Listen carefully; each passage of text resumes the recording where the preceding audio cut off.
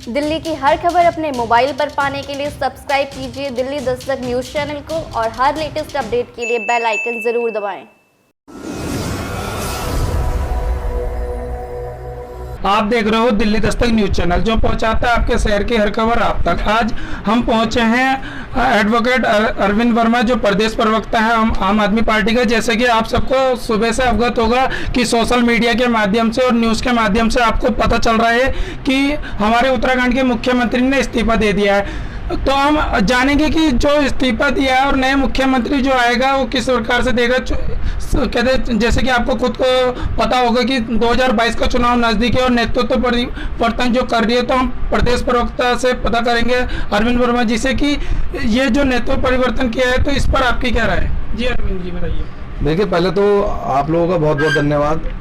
और एक बात मैं बता दूं कि शहर के नाम बदलने से अगर विकास होता तो शायद पूरे देश के नाम बदल दिए जाते। अब बीजेपी ने प्रदेश के मुख्यमंत्री को, सूबे के मुख्यमंत्री को बदला है। अब 4 साल जो इन्होंने हमारी जनता के, जो उत्तराखंड की जनता के बर्बाद किए हैं, वो विकास के नाम पे होल्डिंग्स लगाए गए कि 4 साल स्वर्णिम 4 साल, लेकिन वो 4 साल के कारण आज तक स्वर्णिम काल नहीं आया और सूबे के मुख्यमंत्री को बीजेपी सरकार को बदलना पड़ा।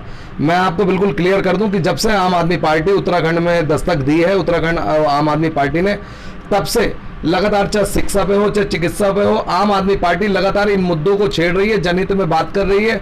और आप देखेंगे कि इन मुद्दों के कारण अब कहीं सरकार और भारतीय जनता पार्टी सचेत हुई है और इसी कारण उन्हें अब सूबे के मुख्यमंत्री को बदलना पड़ा। तो ये बड़ा दुर्भाग्य का विषय है और उत्तराखंड की जनता के संग छला हुआ है। 4 साल विकास के नाम पे डबल इंजन की सरकार, आपने कही कि डबल इंजन की सरकार यहाँ होगी तो बहुत महत्वपूर्ण काम होंगे उत्तराखंड में बहुत तेजी से विकास होगा। 4 साल में जो कह रहे थे कि आप टॉलरेंस की सरकार है, जीरो टॉलरेंस की सरकार है, तो आप देख सकते हैं कितने बड़े बड़े घोटाले और माननीय उच्चतम न्यायालय तक उस मामले में हस्तक्षेप करना पड़ा। साथ ही विकास के नाम पर पूरे 4 साल में, आप भी उत्तराखंड में रहते हैं कि आप भी देखेंगे कि जीरो विकास हुआ है। आप तो देखेंगे कि जो न्यूज चैनल्स की रेटिंग थी उसमें ही खुद बताया था कि यदि जीरो वर्क कोई मुख्यमंत्री है तो हमारे माननीय मुख्यमंत्री जी थे। तो अब कहीं बीजेपी को इसकी सुध है कि चुनाव सर पर है और अगर 8 महीने 10 महीने कोई दूसरा मुख्यमंत्री आकर उसका नाम बदल के, चेहरा बदल के कोई दूसरा मुख्यमंत्री आ जाता है, तो वो जो 4 साल हमारी उत्तराखंड के जो बर्बाद किए हैं, जनता के बर्बाद किए हैं, जो विकास नहीं हुआ है, उसकी भरपाई कौन करेगा। तो मैं बीजेपी से कहना चाहता हूं कि अब वो दिन लद गए हैं। आपको विकास के नाम पे वोट मिलेगा और आप विकास और काम नहीं करेंगे, आम आदमी के लिए काम नहीं करेंगे, नीतियों पे काम नहीं करेंगे, जनहित के मुद्दों पर काम नहीं करेंगे, तो इसी तरीके से आपको मुख्यमंत्री बदलने पड़ेंगे। उससे जनता आपको कोई लाभ नहीं देगी। इससे पता चलता है कि आप अपने कृत्यों में, अपनी नीतियों में विफल रहे हैं, फेल रहे हैं और इसी कारण अब आपको लास्ट में जाके सुधाइए कि मुख्यमंत्री शायद हमें बदलना पड़ा।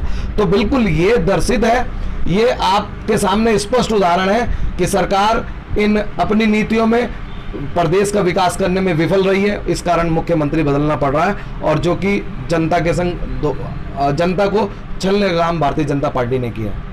जैसा कि आपको भी अवगत होगा कि 4 साल जो मुख्यमंत्री के नाम पे, विकास के नाम पे जो कहते हैं होल्डिंग्स के माध्यम से सब पूरी जनता को, ये पूरे देश जनता को बताया गया था कि 4 साल बेमिसाल रहे हैं। और जैसे कि अभी आपको बीच में खुद अवगत होगा कि किस प्रकार से मुख्यमंत्री को लेके उछाला जा रहा था। तो किस कहते हैं ये आपका जो एकदम से 2022 को चुनाव को देखते हुए हथकंडा अपना रहे, ये चुनावी रणनीति के तहत कार्य कर रही है कि नहीं कर रही है। देखिए, अभी जो मुख्यमंत्री थे जिन्होंने इस्तीफा दिया है, त्रिवेंद्र रावत जी, अभी उन्होंने अभी देखेंगे जब सत्र चल रहा था गैरसैंण में, हमारे निहत्थे लोगों पर, हमारे उत्तराखंड के लोगों पर, हमारी माँ बहनों पर लाठीचार्ज करवा दिया। अब साथ में देखिए, गैरसैंण को जिला नहीं बनाया और जो बीजेपी के कार्यकाल में, जो पिछले कार्यकाल में जो पिछले मुख्यमंत्री थे, उन्होंने 4 जिलों की घोषणा की थी, वो भी आज तक अधूरे लटके हुए हैं। और उस समय भी क्या हुआ था, निशंक जी को हटा के दूसरे मुख्यमंत्री जी को लाया गया था कि भाई विकास नहीं हो रहा है या सही काम नहीं हो रहे हैं। तो उस समय बीजेपी का क्या हाल हुआ था। अब मैं वो फिर वहीं अपनी बात पर वापस आ जाता हूं कि 4 साल बेमिसाल, 4 साल बेमिसाल तो हैं। भारतीय जनता पार्टी ने ये बेमिसाल जो कायम किया है, इसके सामने सब जनता देख रही है उत्तराखंड की, और आपको मुख्यमंत्री बदलना पड़ रहा है। क्या नया चेहरा लाकर वो 4 साल वापस आ जाएंगे? क्या वो 1 साल में वो सब ऐसा काम कर देंगे कि जो 4 साल की भरपाई हो जाए? अभी आपके उसमें भी देखेंगे कि न्यूज़ चैनल के माध्यम से भी कि जो सेंटर से बजट आ रहा है उसका कितना % खर्च किया है। अभी लास्ट मंथ में लगातार क्या कर रहे हैं, रोडों के ऊपर लगातार काम कर रहे हैं, घटिया वर्क का काम कर रहे हैं। तो पैसे को कहीं ना कहीं ठिकाने लगाने की कवायद चल रही है। और बता दूं कि अगर कोई भी मुख्यमंत्री या कोई भी सरकार किसी भी सूबे में काम कर रही है और वो गलत काम कर रही है, गलत नीतियों पे काम कर रही है, पर जनता का दोहन कर रही है, तो वो मैं बता रहा हूँ वो स्वयं ही बैकफुट पे जाएगी। और ये कहीं ना कहीं भारतीय जनता पार्टी बैकफुट पर है। एक बात मैं आपको आप ही के माध्यम से और बता दूं कि जब से माननीय केजरीवाल जी ने उत्तराखंड पे अपना आशीर्वाद दिया है और यहाँ पर लगातार उत्तराखंड की जनता को आम आदमी को आशीर्वाद मिल रहा है, तब से देखेंगे स्कूलों में रंगाई पुताई शुरू हो गई है। माननीय के जो सिसोदिया जी थे वो खुद त्रिवेंद्र रावत जी की जो विधानसभा है उसमें गए, आपने स्कूलों का हाल देखा होगा, लाइव चला था।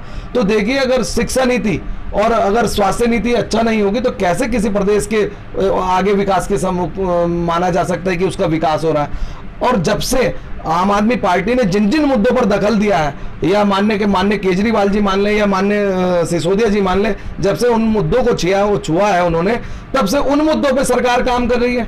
अब उन्हें लास्ट टाइम में शिक्षा नीति में बदलाव का और स्कूलों में रंगाई पुताई का, बच्चों के संग अच्छी शिक्षा, बच्चों के लिए अच्छी शिक्षा और स्वास्थ्य सेवाएं हैं, वो कह रहे हैं कि अब हम अच्छी करेंगे। तो भाई पिछले 4 साल तक आपने क्यों नहीं किया? क्या जनता ने वोट आपको इसलिए दिया था कि आप वो 4 साल तक काम ना करें? और अब बीजेपी को लग रहा है कि चुनाव आने वाले हैं और उन्हें पता है कि उनकी सत्ता जाने वाली है, तो वो उसकी भरपाई करने के लिए नया मुख्यमंत्री लादने की कोशिश कर रहे हैं। जनता इसका जवाब 2022 में देगी। ये थे हमारे साथ में प्रदेश प्रवक्ता एडवोकेट अरविंद वर्मा जी। जैसे इन्होंने कहा है कि ये सरकार घोटालों के आरोप में लिप्त सरकार है। तो आप देखते रहिए दिल्ली दस्तक न्यूज़ चैनल। कोटद्वार से मैं नितिन शर्मा बॉबी के साथ।